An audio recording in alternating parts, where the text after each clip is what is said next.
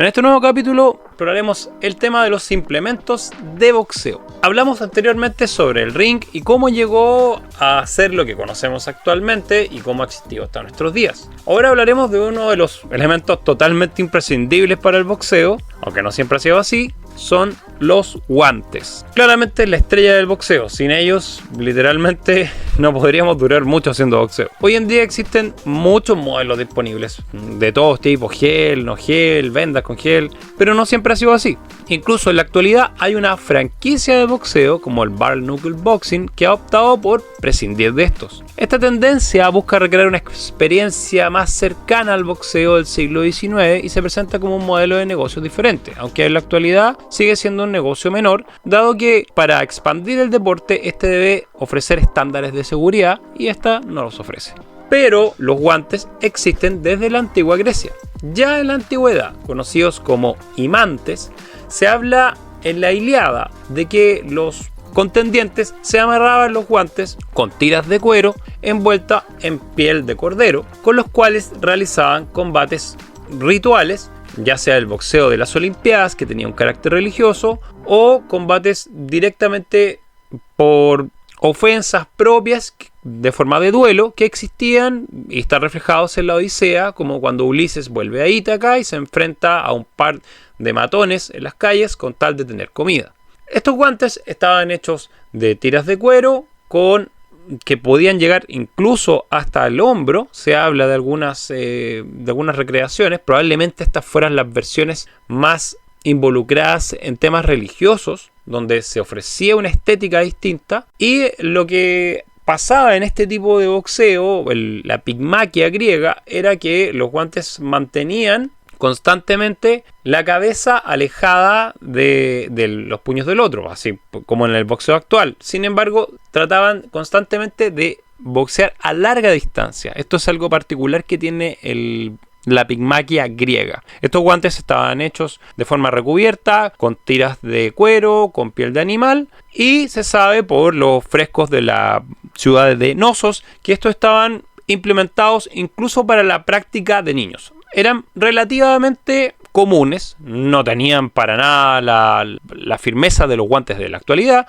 sin embargo existían y están grabados en jarrones, en frescos, en frisos, han llegado hasta nuestros días y sabemos que sí tenían una existencia real. En la antigua Grecia se utilizaban de forma ritual y lo que se buscaba en las Olimpiadas, si bien eran guantes que podían tener un daño, y lo vemos en el fresco del boxeador de las termas, donde su cara está rota, sus orejas también, no existía necesariamente la necesidad como de quitarle la vida al oponente. Ahora, en la antigua Roma también existían los guantes, aunque estos tenían una forma mucho más extrema de violencia, dada también las formas de entretenimiento en la antigua Roma que estaban marcadas por una cultura marcial y relacionada con la violencia. Se sabe que el emperador Augusto reguló las competencias de pugilato, que era como se llamaba, debido a su extrema violencia, y después comenzaron a introducir guantillas de protección, quizás parecidas a estas guantillas pequeñas que podemos ver en algunos gimnasios antiguos, estas famosas luz, donde después de entrenar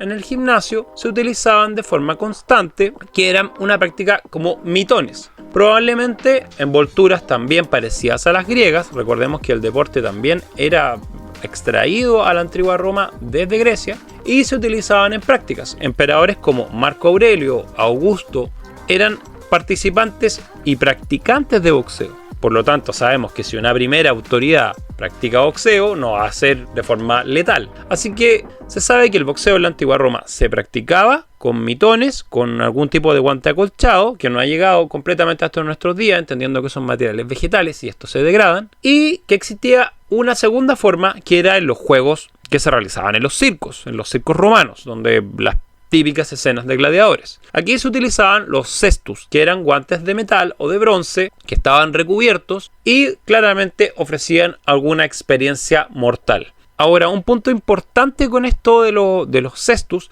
es que efectivamente no eran de práctica constante, sino a los juegos. Los juegos se realizaban 2 veces al año, 3 veces al año, pero no más porque eran caros. Así que por lo general existían representaciones donde se podían realizar similar a lo que hoy día vemos, como por ejemplo como la lucha libre, donde no todo el mundo se va a salir lesionando porque es caro mantener un atleta de estas características, porque los gladiadores eran atletas y eran costosos, por lo tanto no era económicamente rentable que se estuvieran falleciendo a cada combate. Así que constantemente se realizaban prácticas. El boxeo era un deporte popular en la antigua Roma, era practicado por altas autoridades como emperadores, y para esto se utilizaban guantes acolchados, con acolchados rudimentarios, probablemente tiras de cuero, envuelto en piel de cordero. Al caer la Edad Media y acabarse el Imperio Romano, los deportes de combate dejan de practicarse por razones religiosas, ya que hacia esta época lo que sucedía era que el cristianismo fue cada vez más prohibiendo estas versiones de violencia que tenían un componente religioso, ya que eran en honor a Apolo, en honor a Marte, en honor a Hércules, en honor a Pollux. Cambiar la religión, la forma de ver el mundo, los deportes de combate se fueron paulatinamente, no decir eliminando, si probablemente se fueron practicando más en secreto. Al caer la Edad Media, las técnicas de pugilato se van perdiendo en la oscuridad medieval, y lo que tenemos es que en Inglaterra del siglo XVIII, en donde se comienza a practicar el boxeo y la lucha como forma alternativa a los duelos, que era otro problema constante en la Edad Media y posteriormente en la Edad Moderna, era que los nobles pasaban constantemente en duelos de esgrima, y esto hacía que muchos de ellos fallecieran y por lo tanto provocaban problemas legales, problemas económicos y por supuesto todos los problemas que puede acarrear un hecho de violencia. Así que hacia el siglo XVIII se popularizó en Inglaterra gracias a Jack Broughton, un visionario que siempre nos sale en todos los capítulos, quien comprendió que sus acaudalados alumnos, que eran nobles, necesitaban protecciones, ya que si yo tengo un alumno y ese alumno llega con la cara toda partida, no va a volver a practicar. Era lo que pasaba con las espadas. Así que, reconociendo que los nobles buscaban resolver sus conflictos de una manera extrajudicial sin recurrir a duelos mortales con armas blancas, Broughton decidió introducir las protecciones para entrenar a boxeadores. Los primeros registros de mitones de protección están hacia 1818 en Francia, donde algunos soldados británicos que venían de las guerras napoleónicas realizaban combates con lo que se conoce como boxeo inglés con algunos mitones. Estos combates eran de práctica. Probablemente estos mitones fueran de 2 onzas, muy similares a lo que sería hoy día un guante de MMA. Tampoco se trataba de que fueran el guante con las características tecnológicas de la actualidad.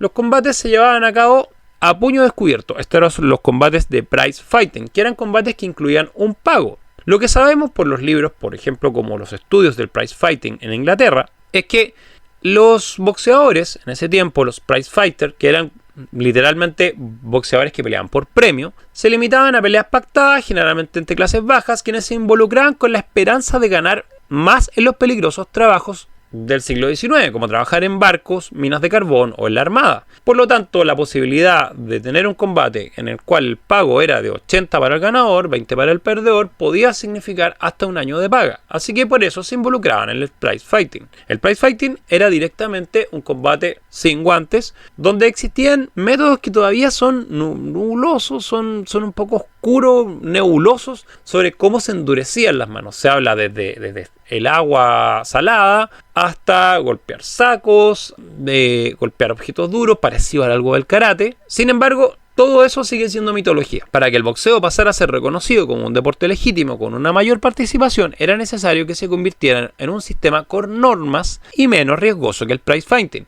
ya que a pesar de que no existían armas, sí existían lesiones cerebrales complicadas que quedaban de forma permanente, lesiones oculares que en muchos casos llegaban hasta la pérdida total, lesiones de fracturas faciales, fracturas también a las mismas manos, y esto hacía que el prize fighting fuera visto como un deporte o una entretención popular peligrosa y muchas veces ilegal. Así pasó, por ejemplo, en Argentina, en Chile, en Estados Unidos. El primer combate de boxeo con guantes bajo las reglas del Marqués de Queensberry, que son relativamente las reglas actuales, se establecieron el 7 de septiembre de 1892, donde existió el uso obligatorio de guantes. fue un enfrentamiento entre John Sullivan y James Colbert en Nueva Orleans, Luisiana. Este combate histórico marcó el inicio de una nueva era en el boxeo, donde el uso de guantes se convirtió en una práctica estándar y se introdujeron reglas más estructuradas para la seguridad de los combatientes. A partir de aquí, la técnica del boxeo va a cambiar para siempre. Los guantes van a introducir muchos cambios en la forma de entrenar, posturas defensivas e incluso nuevos golpes. Recordemos que, por ejemplo, esta famosa postura defensiva de Floyd Mayweather se comienza a desarrollar hacia 1950 y antes de esto no existía. Y esta postura la permiten los guantes. Hacia 1900, la introducción de los guantes de boxeo masificó la práctica por dos causas principales. Desde 1880 se dio un paso a un sistema más deportivo, calificado por puntos, donde se crea la ABA, que era la Asociación de Boxeo Amateur, que evolucionó hasta la actual IBA, donde se evitaban las grotescas lesiones que también permitían tener combates de forma más frecuente. La segunda razón también es más social. El crecimiento de las ciudades aumentaron la delincuencia urbana y la necesidad de defensa personal, y los deportes de combate, tales como el uso del bastón, la lucha grecorromana, el judo, el boxeo y también el sabat, para el caso francés, se adoptaron cada vez más. Y como se tenía que practicar para aprender, evidentemente existían ciertos implementos de seguridad que permitían que los practicantes pudieran volver a tener clases. Sería impresentable hoy día, por ejemplo, ir a practicar esgrima con espadas reales y que, claro, uno saliera mortalmente herido. Y lo mismo con el boxeo. Si practicaras prize fighting y te rompes la nariz, no vas a volver a entrenar. Así que los guantes se volvieron haciendo cada vez más necesarios para la práctica del boxeo y tienen una enorme importancia en la difusión mundial de este. Si bien el prize fighting se practicaba hace años, era mal mirado por las lesiones que provocaba, como ya he dicho anteriormente, y la introducción de los guantes provocó que fuera más respetado, más incluido, se entendiera como un deporte y también se creara un círculo alrededor de él. El mismísimo Juan Budinich, el chileno del cual hemos hablado, que estudiaba cultura física en Columbia, en la universidad, tuvo que introducir los guantes en Chile por la fuerza, ya que nadie quería usarlos. Pero era un implemento de suma importancia para la validación del deporte en sí mismo, ya que su uso era una reglamentación para ser socialmente aceptado y poder existir. Es así como Juan Budinich los introduce en Valparaíso hacia 1896 y posteriormente en Santiago en 1903, en el club del Hotel Melosi, actual Portal Edwards, y también en la Bolsa de Comercio. A partir de ahí, al mismo Budinich se le pide que se le enseñe a la policía de Santiago.